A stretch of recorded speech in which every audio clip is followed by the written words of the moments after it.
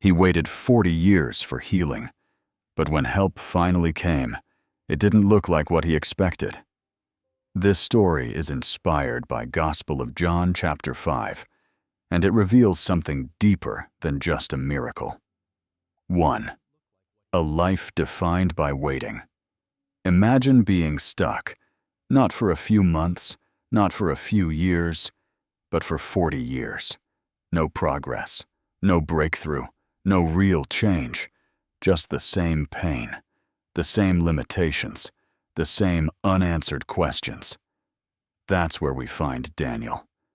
Every day, he is carried to a place near a pool called Bethesda, a place filled with people who are suffering, the blind, the weak, the paralyzed, all of them waiting for one moment.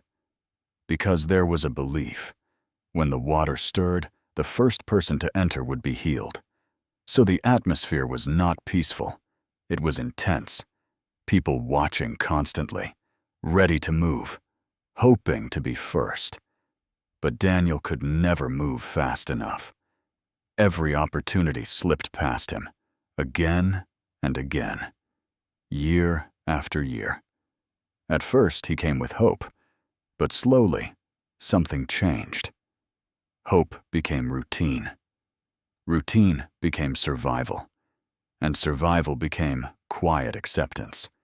He still came every day, but not because he believed strongly, because he had nothing else left. 2. Not just physical, but mental. After living in the same condition for 40 years, something shifts inside a person. Expectation fades, disappointment becomes normal, and hopelessness starts to feel permanent. Daniel wasn't just physically stuck, he was mentally conditioned. He had learned how to live without expecting change. He knew where to sit. He knew how to watch the water. He knew he would never be first. And when a person lives like that long enough, their identity changes. They stop seeing themselves as someone who can be healed and start seeing themselves as someone who will always be stuck. 3. The moment Jesus walked in, then one day, everything changed. Not because the water moved, not because someone helped him, but because Jesus walked in. Jesus Christ didn't come with noise. He didn't draw attention. He simply walked into that place of suffering and saw Daniel. Out of everyone there, he stopped at him. He knew how long he had been there. He knew his condition. And then, he asked a question, pretend.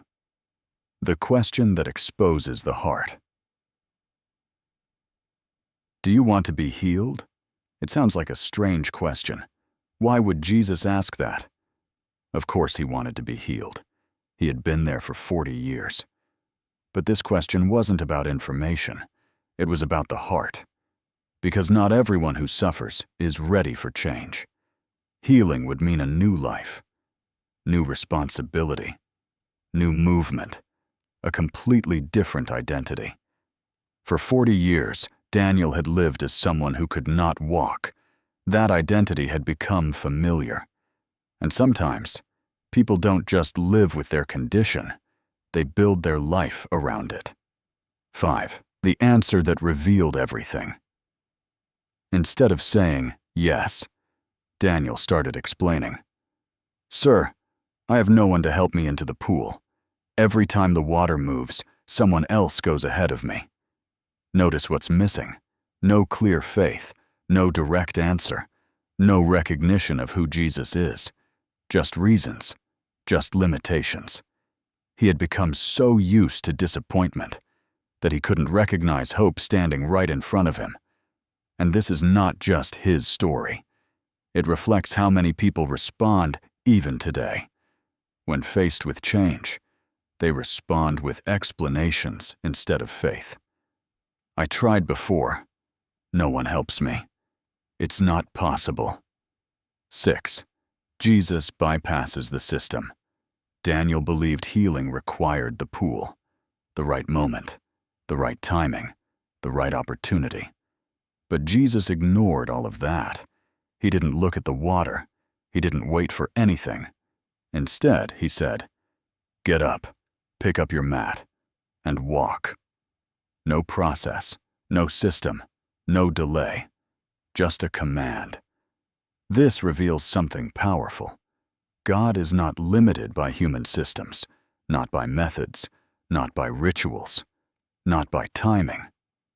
Daniel believed healing depended on conditions. Jesus showed that healing comes from his authority. 7. The power of his word.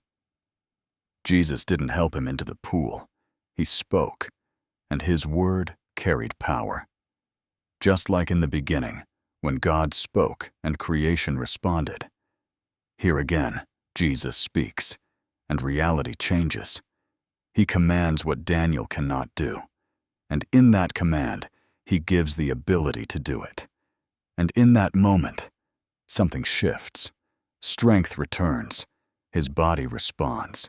And for the first time in 40 years, he stands. 8. The obedience that activated the miracle.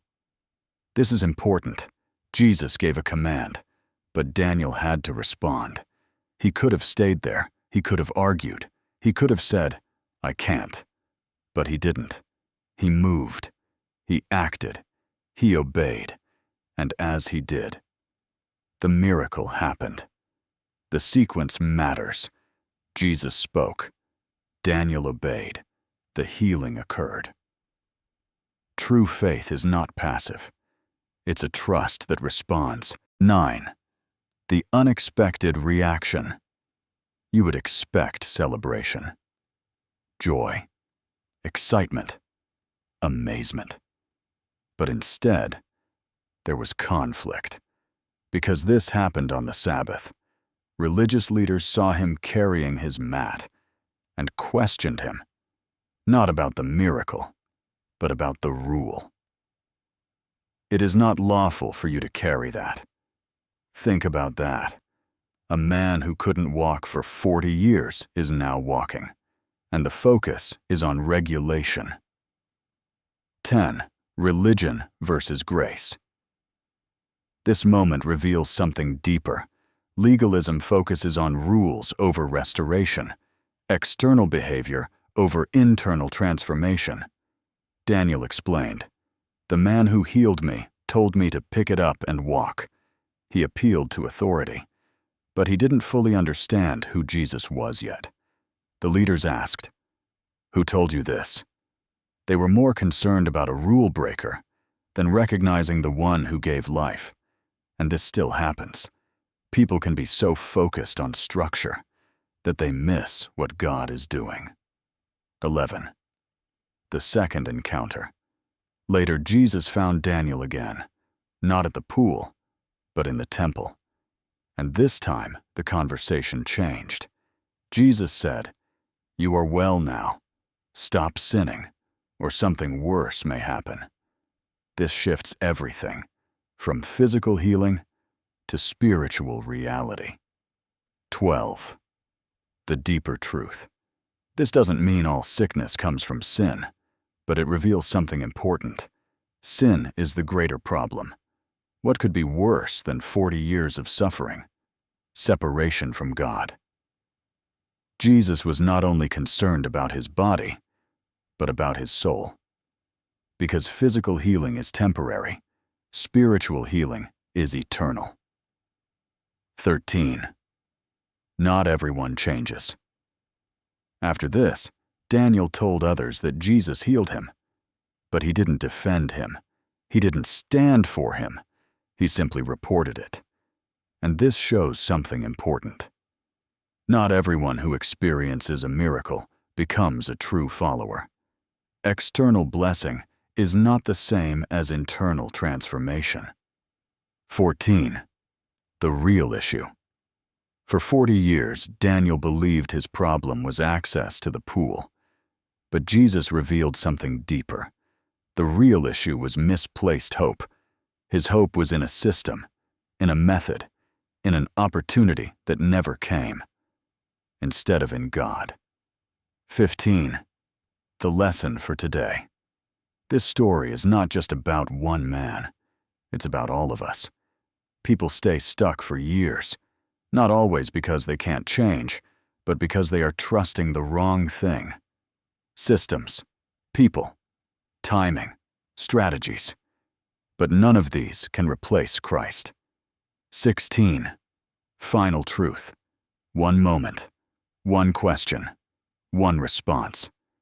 That's all it took.